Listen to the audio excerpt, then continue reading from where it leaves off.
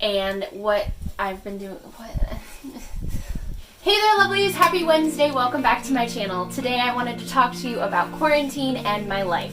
School, which is now out, moving back home temporarily, and how I'm dealing with it all mentally and emotionally.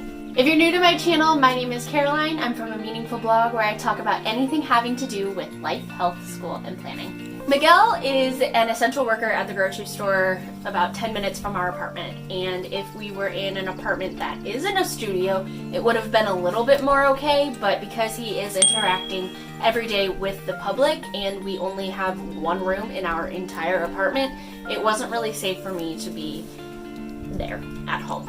And I fought with my parents on this for about 2 weeks. In-person classes have been canceled since March 11th, and online classes started on Monday, March 16th. So since then until today, I have been taking all of my classes, all of my tests, and all of my quizzes online. Each professor has done this a little bit differently, and I'm just going to give you a quick overview of what each of my professors did. My school uses Blackboard, which is similar to Google Classroom. I know that a lot of other colleges and universities use it, and some use their own form of that.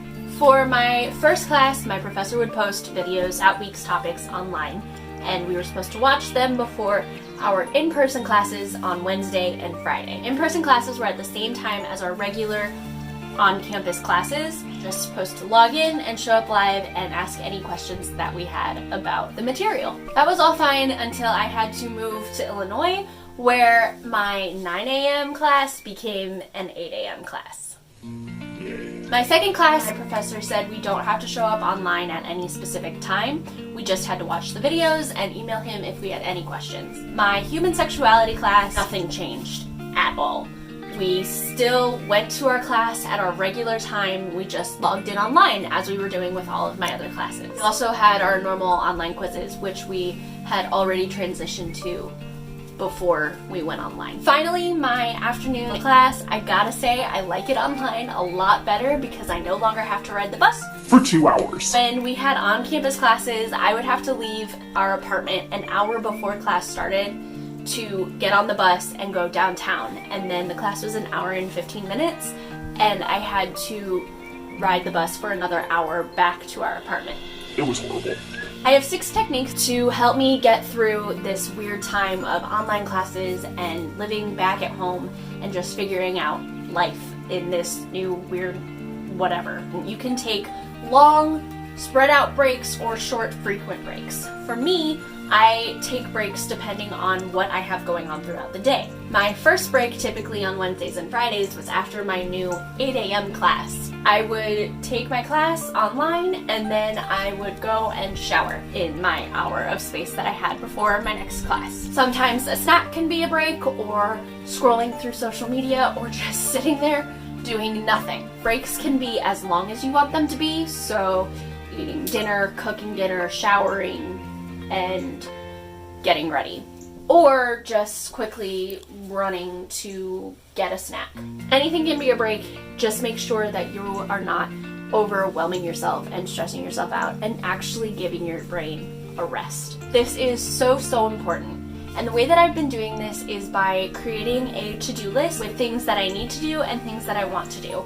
And then I go through the list one more time and I look at the things that I am able to do that day. Some of my need to do items might be an assignment or a quiz, and some of my want to do items might be recording this video or working on social media.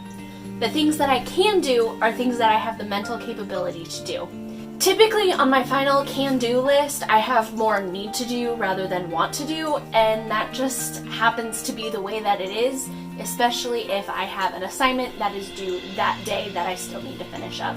Being gentle with myself has been such a big thing that I have been working on and reminding myself to do every single day. This is an insane time that nobody ever expected to happen, and I just need to remind myself of that every day, and maybe if I need to and I'm able to, lower my standards just a little bit. Now when I say lower my standards, I don't mean turn in horribly done assignments. I mean don't make it as perfect as I would want it to be.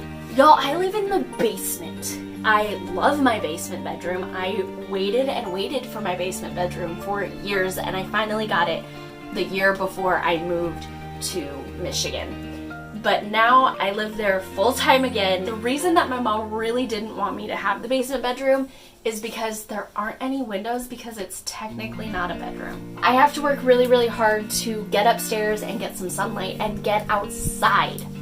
Getting outside, as we all know, is so good for our mental health.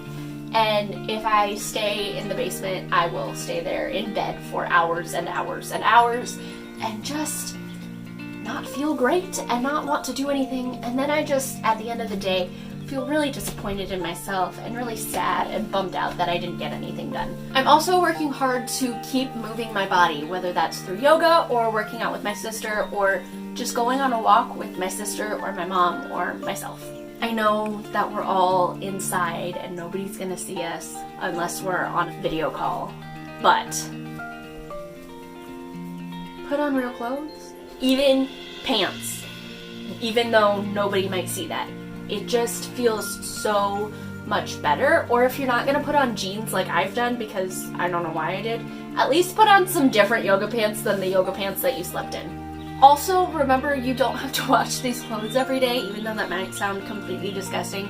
This is day 2 of wearing this outfit, and I might wear it again tomorrow, because seriously, Nobody's going to see you in these clothes. but putting them on can really boost your mood and your productivity. If you feel like you're going to work, then you're going to be in a work state of mind and you're going to get more done.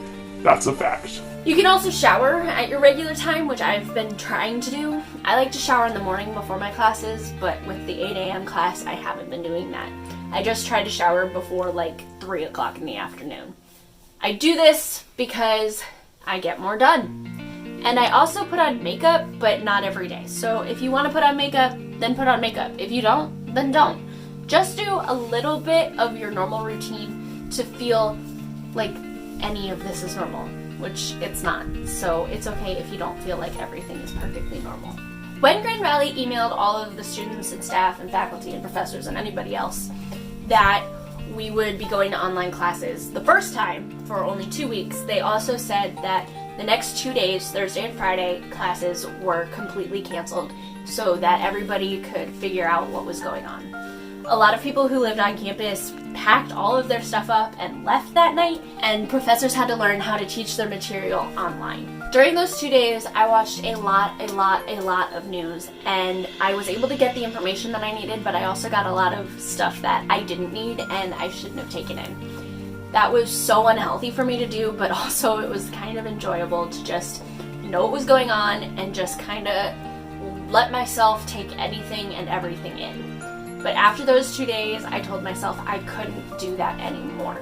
So now I only take in a little bit of information that I know is just the facts so that I don't overwhelm myself and freak myself out even more. At the time, I was still in our apartment in Michigan, and I was spending most days home alone for 8 hours while Miguel was at work.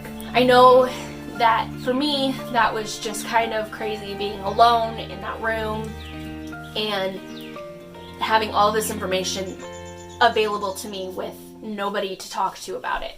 So if you're living alone, either because your housemate is an essential worker like Miguel is, or because you just live alone anyway, make sure that you're watching how much news you're taking in, because you don't want to freak yourself out more than you need to. All of these techniques that I've shared with you, along with a long list of things to do and a Spotify playlist, are available at the link in the description and the link in the pinned comment. All you have to do is click that link and I'll send all of this stuff straight to your inbox. I know this has been a crazy and challenging time for all of us. I'm only doing the best I can, and so are you. That's all that matters. We can get through this. Stay lovely and have a meaningful day.